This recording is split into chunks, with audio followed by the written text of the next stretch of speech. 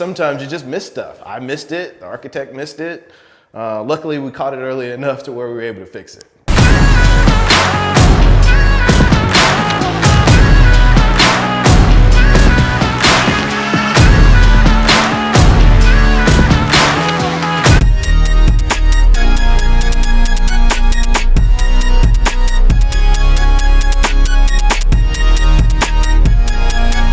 Last time we were here at our James Street property, the brick was being constructed or being put on to the exterior.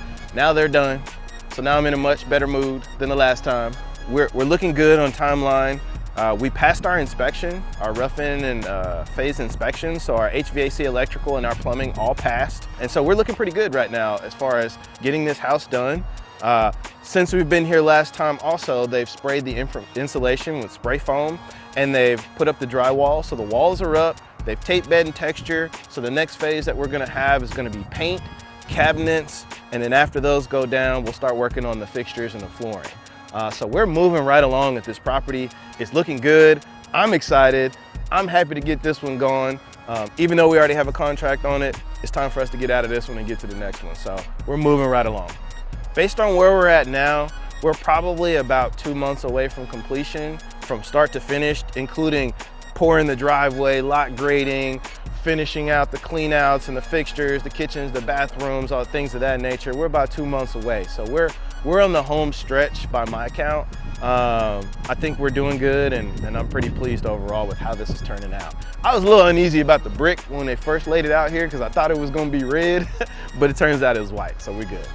So one of the issues and challenges that we had with this house, which we didn't find till after the fact, was when we originally designed this plan, this area over here was designated for a shower tub combination. And so we changed that to be one of the nice fancier tubs that just sits on the floor, kind of like a Crawford tub. Well, when we came in after they framed this section, I realized there wasn't a drain here. I said, where's the drain? They said, well, it's a closet. There is no drain. I said, well, we don't have a shower. And everybody just sat there and kind of looked at each other, scratching their head like, oh yeah, we don't have a shower. So they had to come in after the fact and bust up the concrete and run a drain line over so that way we could make this a separate standalone shower. So the plan had 2 closets originally. Now it has a shower, stand-up shower by itself, and then a nice big closet. So we were able to overcome it, but sometimes you just miss stuff. I missed it, the architect missed it. Luckily we caught it early enough to where we were able to fix it.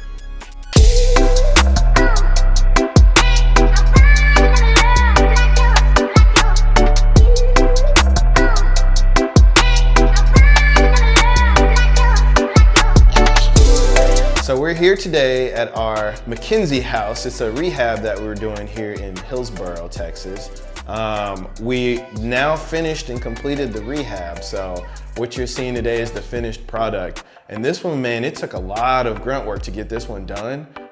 We actually had a whole master bedroom and bathroom addition on this one. A couple of little challenges here and there, but we're now done with the interior and exterior. So where we are in the process is we've got an approved application on this one. It's gonna be a rental and that tenant is just waiting to move in. It's actually been cleaned and it's ready to go. So this house in particular, man, it had some weird vibes going on when we bought it. I mean, it was in disarray, man. It was just jacked up from the floor to the ceiling. It needed everything from top to bottom.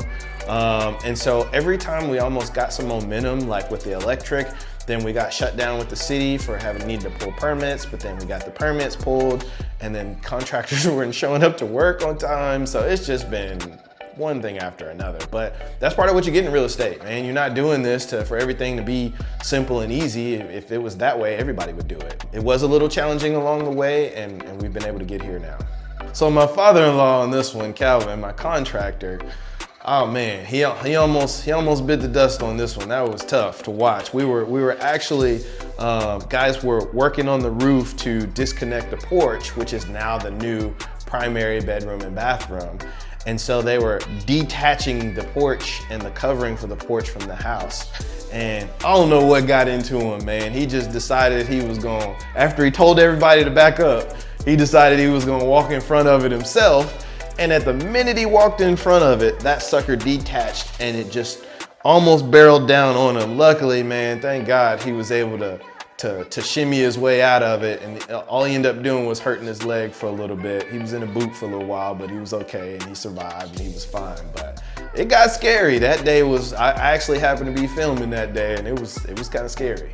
But luckily nobody was significantly hurt long term, and everybody was able to complete their part of the job, and we good now.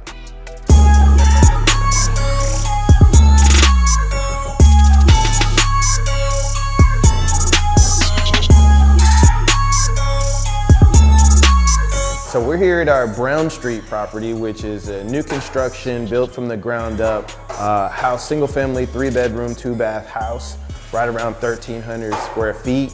The last time you were here, you saw that we didn't have any walls up. It was just framed, and it had the rough-in plumbing, electrical, and air conditioning. Everything was run, and we had just passed inspection. Well, now the walls are up. So we're in a stage right now where they are taping, bedding the drywall, the sheetrock that's gone up. Think of it as a way of just smoothing everything out, so that way when we put texture and we put paint on the walls, you can't tell where the sheetrock started and stopped. Call that tape and bedding. So that's what's going on right now. Tomorrow they'll do texture, and then they'll paint shortly after that. So, I mean, the original plan when we started was to build the 2 houses side by side.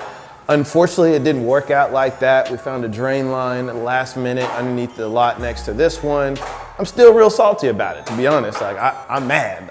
They should have found that earlier, and I should have been able to build 2 houses. I can't. It is what it is. It's all part of new construction, man. You live and you learn. I'm learning new things every day.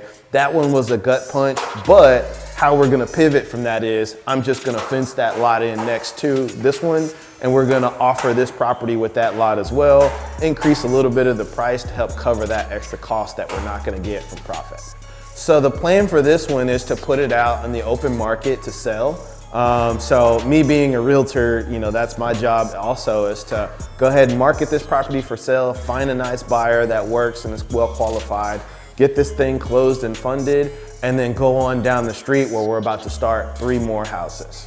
This is Brown Street. We're in the 3rd phase of our construction, and we are moving right along.